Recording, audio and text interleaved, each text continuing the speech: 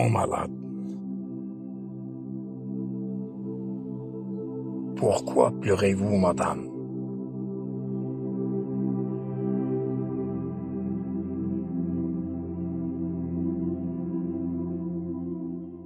Le soir même, ses deux frères arrivèrent, et entre eux, ils ne s'entendaient pas non plus. Leur différend atteignit mes oreilles, quand l'un d'eux, en colère, s'écria: « Peux-tu, toi, l'amener chez toi avec tes enfants? » Je me disais: quelle horreur de parler de cette façon devant un frère, entre la vie et la mort. Un moment après, la maman arriva à son tour. Elle pleurait en silence. Ses deux fils quittèrent le service surexcité. Elle resta seule avec son fils mourant. Subitement, elle sortit à la hâte les appeler, les larmes dans la voix. Ils revinrent calmes et apaisés. Je me demandais, est-ce la voix du sang qui n'est forte que chez la mère, qui avait dissipé le désaccord des frères, ou bien avait-il écouté la voix de la raison? Probablement, ils avaient senti la mort approcher, par intuition, des liens de sang qui les réunit. Une mort salvatrice, qui les tirait de cette impasse incongrue, au lieu d'un bon signe d'accompagnement, digne d'un petit frère en fin de vie malgré lui. Effectivement, en moins d'une demi-heure après, Abdjilil n'était plus là. Il avait quitté ce monde avec des déchirures au fond du cœur.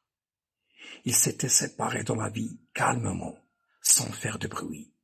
Même sa mère, assise sur une chaise près de lui, n'avait ni vu ni entendu son dernier souffle. Seul l'infirmier de garde, qui faisait sa tournée habituelle, l'avait retrouvé immobile dans son lit, les yeux grands ouverts. Puis la même scène, qui se répétait avec des victimes différentes. Les deux frères étaient allés négocier le prix du transport du mort-vivant avec l'ambulancier et l'infirmier de garde qui poussait le vieux brancard du défunt, la tête et les épaules découvertes. Le faussaire-homme, la mère qui suivait le convoi funèbre en pleurant en silence. Un silence soutenu par les pas non bruyants des chaussures professionnelles de l'infirmier humaniste, laissant place au seul grincement rythmique du vieux brancard, comme le poème de Ghazalis. Zig et zig et zig, la mort continue de racler sans fin son aigre instrument. La mort ne me faisait plus peur, je l'avais adoptée à force de l'espérer pour fuir mes douleurs, à force de la vivre en perdant l'espoir de survivre à la maladie. Mon ami l'infirmier de garde revint après avoir accompli ce boulot, me demanda un café et répondit gentiment à mes questions. Il me confia que la cause du malentendu des deux frères était la seule phrase prononcée par Abdjilil agonisant. « Je ne veux pas rester ici ». Ainsi, ils ne s'étaient pas mis d'accord chez qui fallait-il l'amener. Tandis que lui, dans les bras de sa mère, il lui avait soufflé à l'oreille « Je veux partir avec toi, maman ». Peut-être qu'il avait compris qu'aucun de ses deux frères ne voulait de lui, ce qui arrangeait tout le monde. Malgré que la maison des parents se situe à 300 kilomètres au nord de Rabat, dans la province de Teza. Avec un tout petit détail, Abdjilil était parti officiellement avec sa mère dans une ambulance parce qu'il était très malade et officieusement décédé. C'était la pure vérité. Les proches du défunt n'avaient pas touché à ses affaires personnelles. Ils avaient tout abandonné, même les billets d'argent cachés sous son oreiller par l'infirmière citée plus haut. Après avoir pris son café, le bon infirmier de garde alla chercher quelques misérables malades du service de sexe féminin et les invitait à se partager ce que la mort avait laissé derrière elle. Assiettes, plateaux, couteaux, fourchettes, cuillères, des vêtements, des sacs et aussi les couvertures. Qu'importe s'il était sale, saturé ou pas de micro-organismes virulents. Le matin, 2 infirmières, encore en stage, portant l'emblème du Croissant Rouge, arrivèrent avec une balance médicale dans la chambre vide. L'une d'elles vint me demander où est parti ce malade qui était là, en désignant du doigt le lit d'Abdjlil. Je lui répondis, il est parti avec sa maman chez lui, dans l'autre monde. Elle éclata de rire et passa avec sa copine dans la chambre suivante. Un rire gratuit, sans valeur, comme la vie du feu Abdjlil. Quelques instants plus tard, 2 personnes habillées comme des astronautes arrivèrent en traînant derrière eux une machine assez lourde et commencèrent par pulvériser la chambre avec un produit qui laissa partout une traînée blanchâtre, sans doute un décontaminant. Avant cette opération, ils avaient enlevé des feuilles et des bouts de papier accrochés partout, aux 4 murs de cette chambre, sur lesquels étaient écrits des phrases coraniques, à l'aide d'un stylo feutre noir, d'un style calligraphique remarquable. C'était l'écriture du voisin d'Abdjlil, absent presque une semaine sur 2. C'était un jeune barbu, assez gras et dodu, bavard, sociable et curieux. La première fois qu'il s'était présenté à moi, c'était pour me demander la cause de l'amputation de mes 2 jambes. Je lui répondis pour simplifier que j'avais un problème de vaisseau sanguin. Il joignit ses 2 mains et pria Allah de me guérir en regardant au plafond. Puis il s'asseya près de moi, sur le lit, me montra des traces difficilement identifiables sur sa peau, au niveau de ses bras, de son ventre et de son dos, en me déclarant tristement « Regarde un peu ce que nos frères les Égyptiens m'ont fait. » D'après lui, c'étaient des séquelles de torture subies lors de son séjour en Égypte. Je lui demandai « Pourquoi étais-tu en Égypte ?» Pour terminer mes études islamiques là-bas. Sa facilité d'émotion, due peut-être à son caractère, à ses mauvais souvenirs ou à sa maladie, m'empêcha de continuer à lui poser des questions, pour avoir plus de détails. Pendant ses séjours à l'hôpital, il passait beaucoup de temps à réciter des versets du Coran, et de temps à autre, il retirait de son petit cartable un papier blanc et un stylo feutre assez volumineux, dont l'extrémité était large et aplatie. Il se mettait à écrire non seulement avec sa main, mais avec tout son corps, qui se tortillait lentement, en suivant les courbes, les virages et les entrelacements des lettres.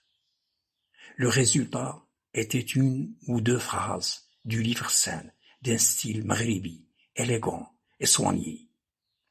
Il découpa la feuille attentivement pour se débarrasser du surplus blanc et vide, afin de dégager la belle écriture, qu'il accrocha au mur à l'aide d'un bout de scotch.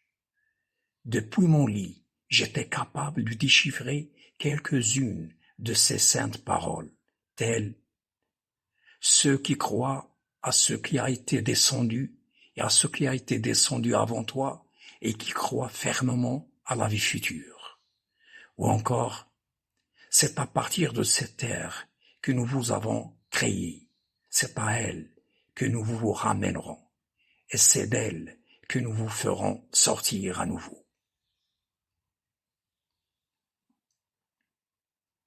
Un jour, il vint me voir pour me déclarer qu'il avait tout fait pour convaincre son voisin Abdjlil de lire le Coran et prendre ses médicaments. Or, il a la tête dure, me disait-il. Et elle ajouta, moi j'étais au stade C, et en récitant le Coran chaque jour, et pendant seulement une semaine, me voici maintenant au stade A. C'est le médecin interniste qui me l'a confirmé. J'avais compris que sa santé s'était améliorée.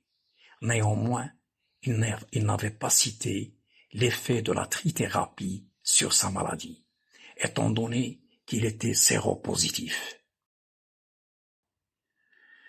Parfois, sa jeune femme, habillée à l'occidental, venait dans sa chambre, son voisin Abjil s'éclipsait quelque part et leur laissait le temps de profiter d'un petit moment d'intimité. Il n'était pas rare de les voir ensemble, dans une position qui manquait de pudeur, selon les valeurs sociales d'un pays conservateur comme le nôtre. Plein de questions me venaient en tête. Est-ce que ces deux époux sont tous les deux séropositifs et ils n'avaient plus rien à craindre, se foutent du monde par ce genre de conduite qui blesse les convenances sociales? Ou bien la jeune dame est bien portante et ignore que son époux est sidéen. Dans ce cas, la contagion est inévitable. Ou encore, sous traitement, son VIH n'est plus transmissible. Par respect à leur vie privée, je n'avais pas osé ouvrir une discussion avec ce couple. En parlant de ses inquiétudes à Hichem, un brave type rigolo qui était l'un de mes voisins, qui plaisantait à tout propos, il tourna mes soucis en dérision en me disant « Écoute, si nous sortons tous les deux vivants de cet hôpital, nous ouvrirons notre propre clinique, toi et moi, et personne d'autre. Pas de souci à propos de l'autorisation.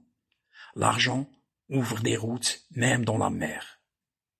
Ainsi, tu auras l'occasion d'ouvrir des discussions avec nos clients. Comme ça, tes connaissances en médecine ne resteront pas des paroles en l'air. » Moi, j'aurais le droit de dire à ces deux idiots qu'ils n'avaient pas le droit de transformer notre clinique en bordel.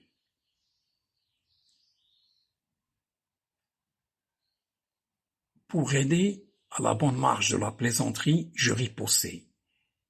Ils sont quand même mariés et ils ont droit de coucher ensemble, même dans une chambre d'hôpital. Il éclata de rire. Écoute, ce barbu a une douzaine de femmes. Comme il me l'a raconté lui-même, des mariages à l'Fatiha, mariages musulmans sans papier officiel. Dans différentes villes, il a une femme à Bni Mellel, une autre à Marrakech, à Khénifra. Celle-là, c'est celle de Rabat. Il passe son temps à voyager d'une ville à l'autre, pour une nuit ou deux, chez chacune d'elles. Elles sont toutes des prostituées. Chacune prétend qu'elle est mariée et que son époux travaille à Casablanca et ne revient chez lui qu'une ou deux fois par mois pour tromper les mauvaises langues et les autorités, surtout avec sa barbe de salafiste et son père commissaire à la retraite. En échange de cette protection, chacune de ces femmes partage avec lui ce qu'elle gagne dans son métier de vendeuse de plaisir. C'est comme ça qu'il avait attrapé le sida.